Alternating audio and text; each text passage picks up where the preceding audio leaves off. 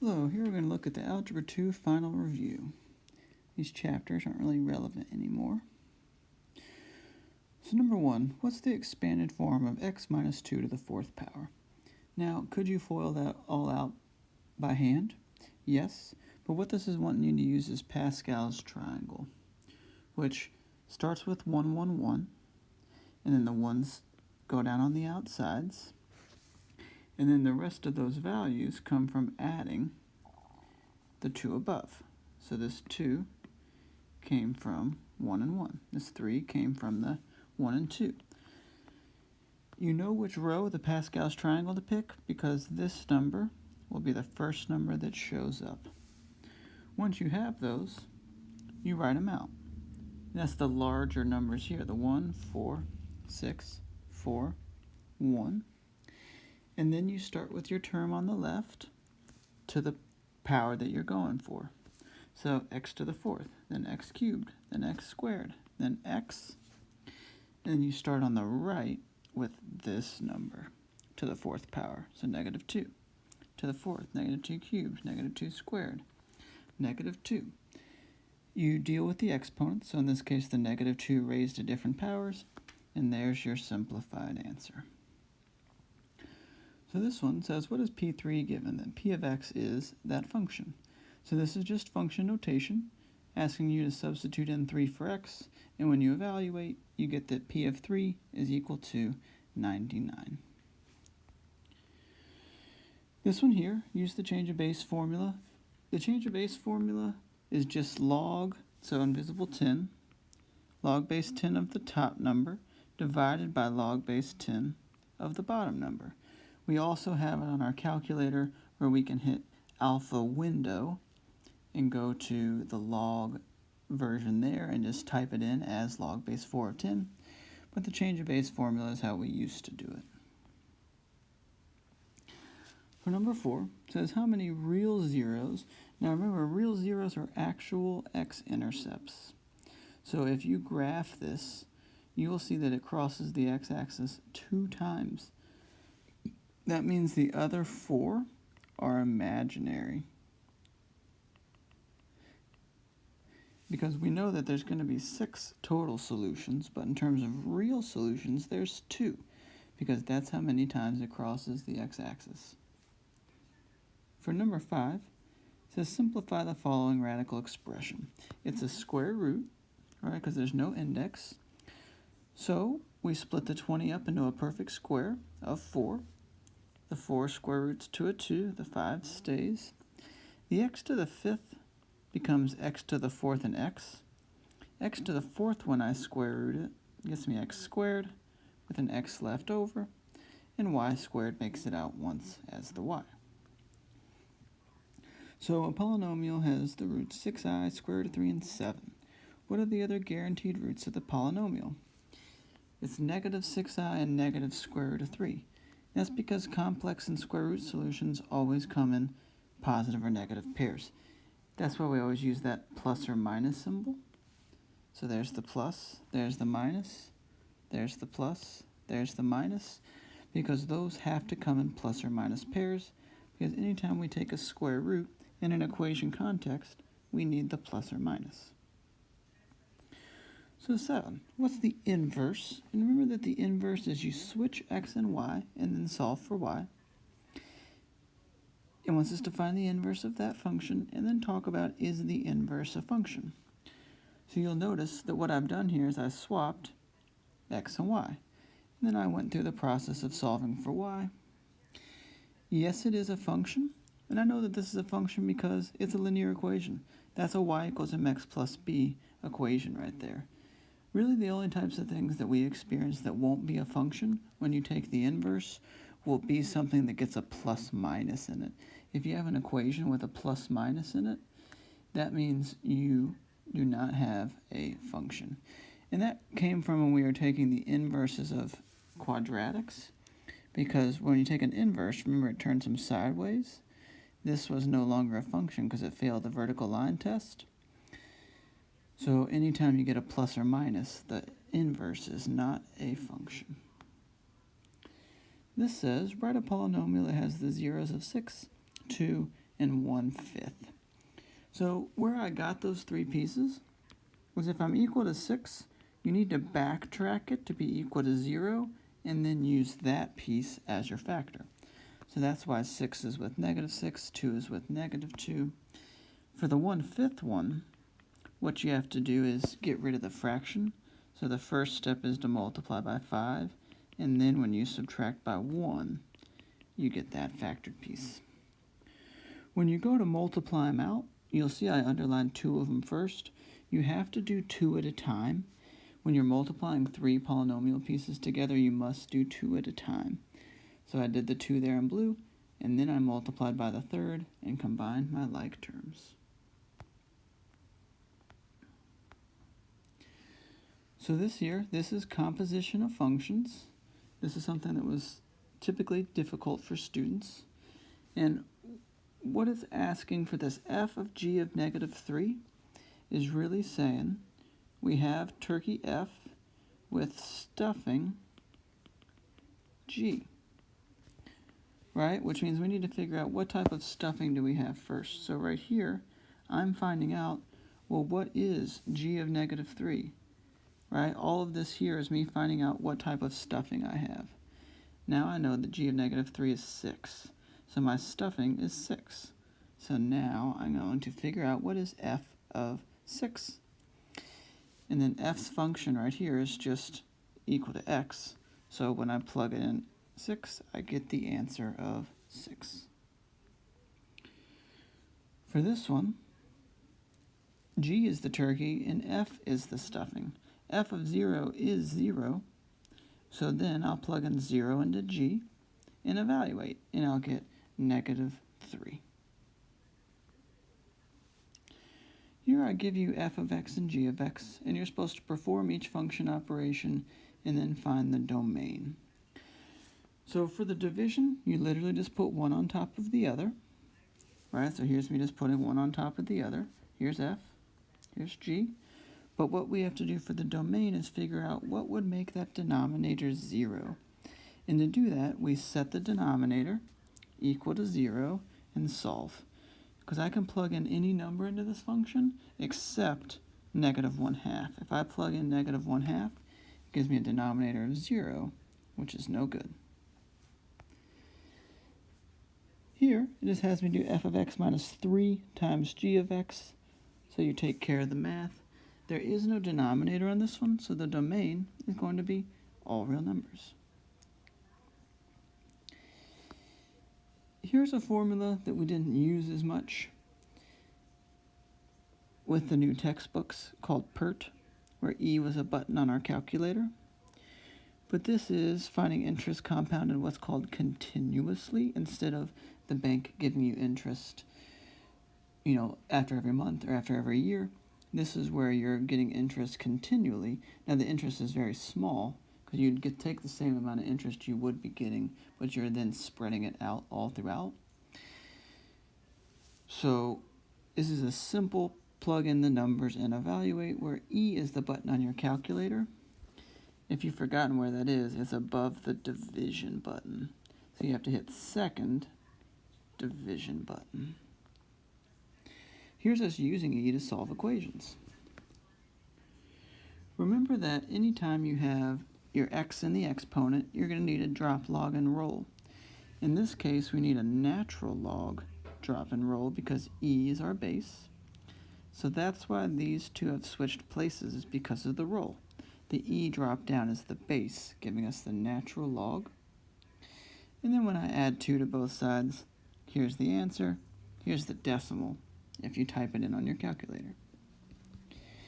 Now, when x is stuck within the logarithm, you need a loop and swoop, where you take the base, raise it to the other side, and set it up equal to that component on the inside. So in this case, 3 to the 9th power is equal to x.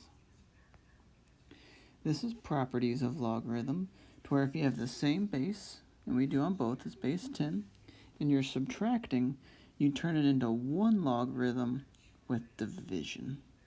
And then I did the loop and swoop and continued to solve.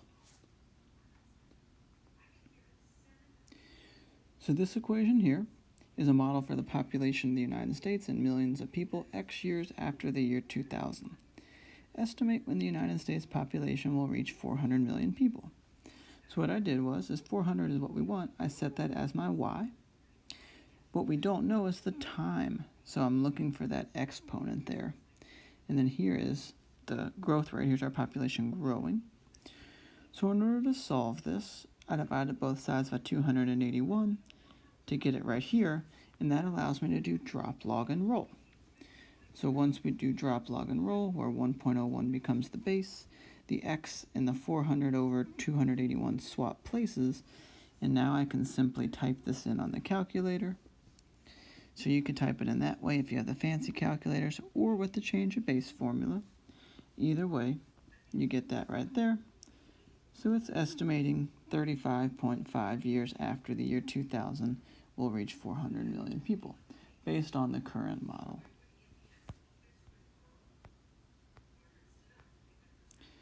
So for this one here, this is a drop, log, and roll because x is in the exponent. So the 4 becomes the base. These swap places or roll. And then when we add 3 to both sides, that's what x is equal to. There's the decimal. So here's some probability. The store display has 2 red shirts, 1 blue shirt, a red and a white striped shirt, and they also have 2 pairs of blue jeans, 1 pair of white pants, and 1 pair of white shorts. So it says, what's the probability of randomly selecting an item with white or red? So this is the type of probability where we're going to look at the probability for white and the probability for red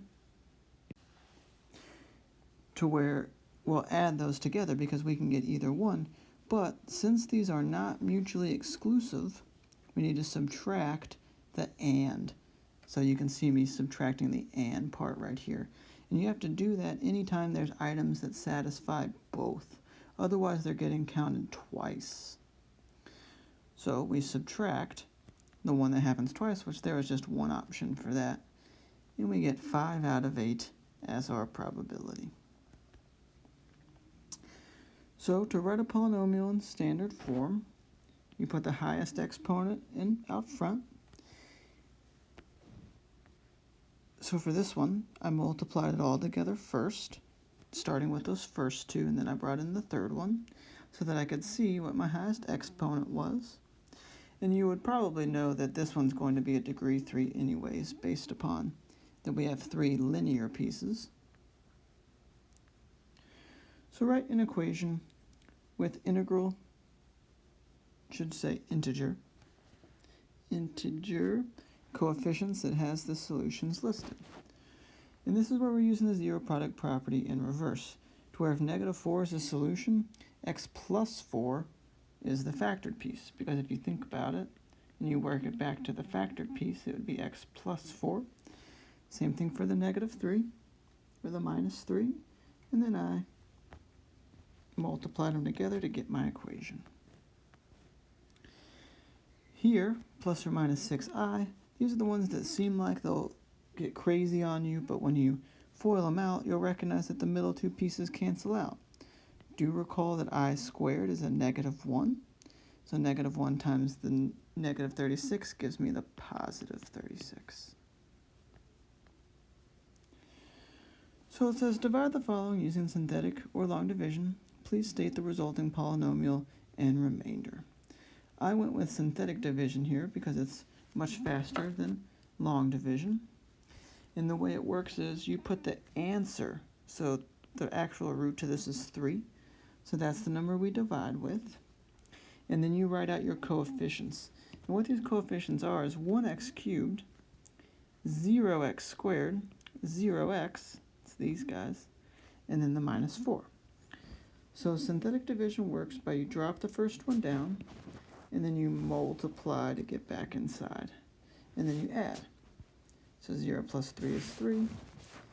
3 times the 3 there is the 9. 0 plus 9 is 9. 9 times the 3 is the 27.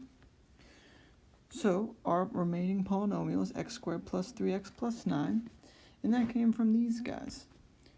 We started off x cubed. We just did synthetic division one time. So this is now 1 less than cubed. So it would be x squared, x, and no x with the remainder. And it says, how would you know if either factors above represent roots? And I think there used to be two. So if the factor represents a root, if we get a remainder, the factor is not a root. The only time a factor is a root is if the remainder is 0. So remainders of numbers means the synthetic division isn't going to help us factor because we can't pull that piece out without having a remainder. And then we wouldn't be able to use the zero product property.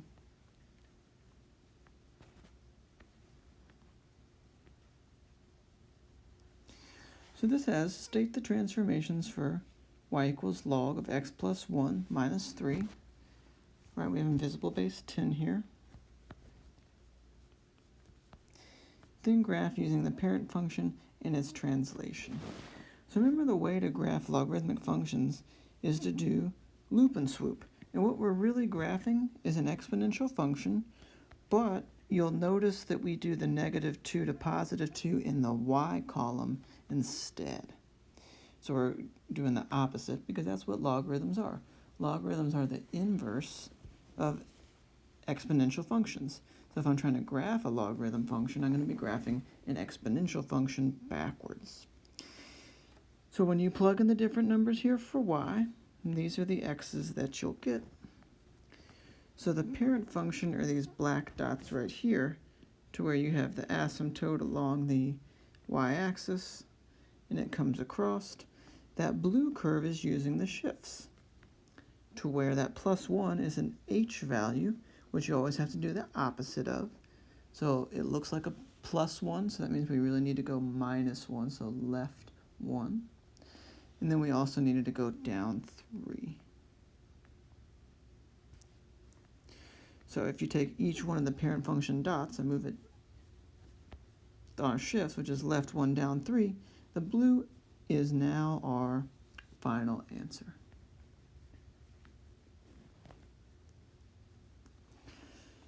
So when we're looking at polynomials, we know that the highest degree tells us how many possible roots there are going to be.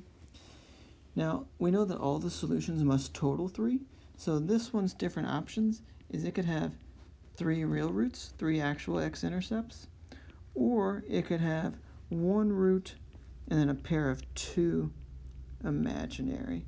But regardless of which one of those it is, 3 and the 1 plus 2 must add up to that highest degree. So it wants us to take that above equation and find all the possible roots, both real and imaginary. And remember, the first step on this is to graph it and find actual x-intercepts. When you graph this function right here, so y is equal to x cubed minus x squared minus 3x plus 3, you'll see that it crosses at x is equal to 1. That's what tells me to use synthetic division at 1. Right? And when I use synthetic division at 1, its factored piece is an x minus 1, corresponding to that solution of 1. And when I do synthetic division, I get a remainder of 0, which we expected, because whenever you synthetically divide an x-intercept, you should get a remainder of 0. And here's what was left over, x squared minus 3. We can use the square root method on that, adding 3 to both sides, and then taking the square root to get that plus or minus square root of 3. But the first step on those is going to be to graph them to see what type of situation you have going on. And then you can use the actual x-intercepts to use synthetic division. These are solving equations, and we're checking for extraneous solutions. And that's going to happen on some, but not all, extraneous solutions. And the key to this is it's just like solving regular equations, but you have to use squares to get rid of square roots, squares to get rid of square roots. Now, examples of where you need to check for extraneous is where this started off as a square root equation, but now all of a sudden we're solving a quadratic equation. And when you have an equation that's a different type than what it initially was, that's where you can run into some extraneous solutions. So you would want to double check both of those to make sure that they check out. And in this case, they do. If you plug in both 0 and -1, you'll get the matching answers both times. But that's when you would want to check for extraneous solutions.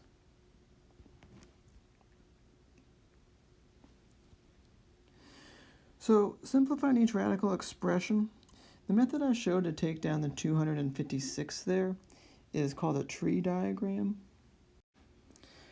And the reason I used a tree diagram on this one is because you might not be super familiar with your fourth powers or perfect fourth powers. So one thing that you can do is just write out numbers that multiply to 256. So I used 4 times 64, and then split up the fact that 64 is 4 times 4 times 4, because I needed groups of 4 to escape. So what this ends up telling me that 256 is a perfect fourth power for 4. And then for the variables, I want them in groups of 4. So I'd have s to the fourth and s cubed. He can come out once, leaving s cubed in there. 12 divided by 4 is 3, which is why I have that t to the third power. So on this one, you're dividing them by 2. So there's one group, 5 groups. He doesn't have enough, so he stays. Now for one like this, you are multiplying first. So that's going to be same base, add the exponents, which gets us there. And then we simplify using the square root. And all of those are perfect squares to get that final answer.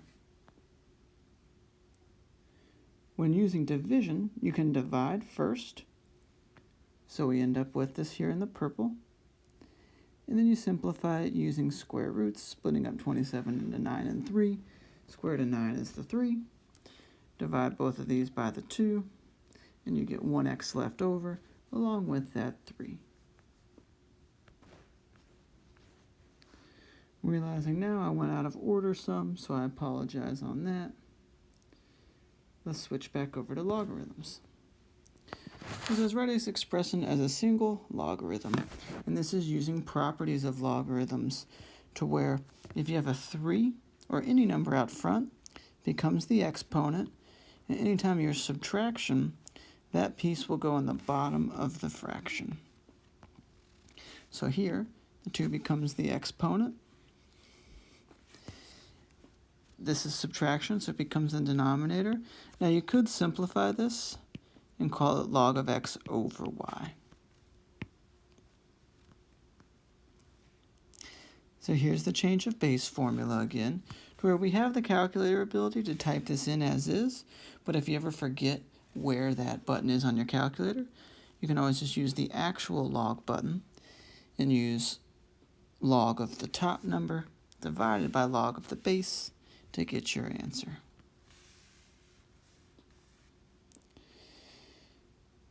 So this is an example of where we used logarithms, was the earthquake scale, to where each move up on the earthquake scale, so from an earthquake of magnitude 5 to magnitude 6, is 10 times stronger, to talk about the differences between intensities.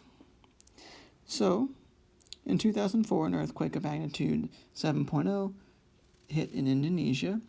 If we want to compare that to an earthquake of intensity in 6.1 in Costa Rica, what we're going to have to do is use log base 10, and we're looking for the intensity. We're going to find the difference. So 7.0 minus 6.1 is just the difference between the two, and then we'll use loop and swoop.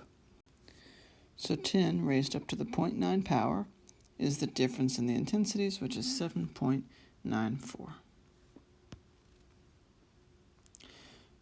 So it says here for probability, Q and R are independent events. That means they're mutually exclusive. And so it wants us to find the probability of both of them happening, Q and R. And that's prompting us to do multiplication. And here's that same concept, except we're using or. So once again, they're mutually exclusive, and that means they cannot happen at the same time. So when they can't happen at the same time and you want to find the probability of either one of them happening, you take the two probabilities and add them together.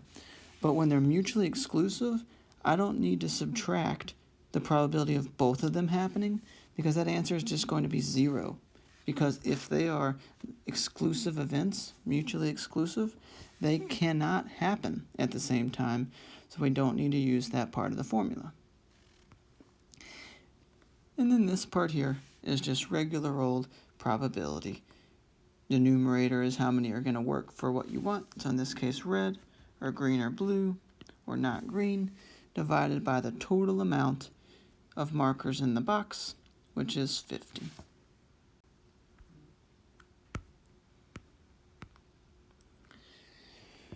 So this problem here, we did not cover with the new textbooks. What it was doing, though, is you take data and enter it into the calculator, and it can give you equations. We did do this to help us generate quadratic equations, because we learned that 3 points make a unique quadratic equation. So you won't recognize some of the terminology, but if we're given 3 points and we enter it in on our calculator in the L1 and L2 column, we can have our calculator make us a quadratic equation, which would be right here.